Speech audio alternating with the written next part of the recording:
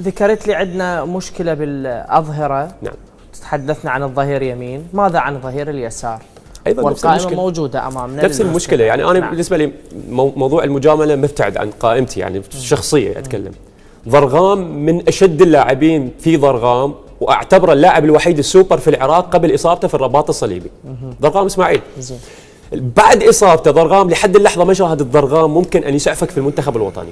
فعلى اقل تقدير علي عدنان في المنتخب الوطني البديل الى ضرغام ممكن ان يسبب لك مشاكل كبيره، وضرغام معرض في اي لحظه ممكن ان ينصاب. مصطفى محمد ظهير يمين واضح، يعني علي عدنان وضرغام. علي عدنان وضرغام، انا اتكلم عن ظهيرين يسار.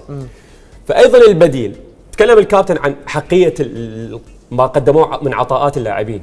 حسام كاظم في بطوله دوري ابطال اسيا قدم مستوى طيب. نعم. في البطولة الأخيرة.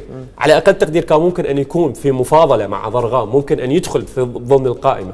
فأيضا هذا الجانب تبقى قراءة مدرب. وما قراءتك شنو لو كنت أنت صاحب خيار؟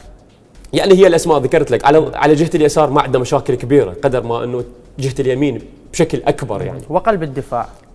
يعني قلوب الدفاع الفترة الأخيرة أكو استقرار، من لعبنا بثلاث لاعبين للخلف، فقط ميثم يحتاج إلى الخبرة. ريبين، علي فائز، احمد ابراهيم كانوا بالاضافه الى سعد ناطق مميزين جدا. من يلعب ثلاث لاعبين، اي ثلاث لاعبين من عندهم يلعبون كانوا مميزين جدا. هذا يتكلم عن المنظومه الدفاعيه. احنا عندنا مشكله الان في الدعوه او في التشكيل في خط الوسط.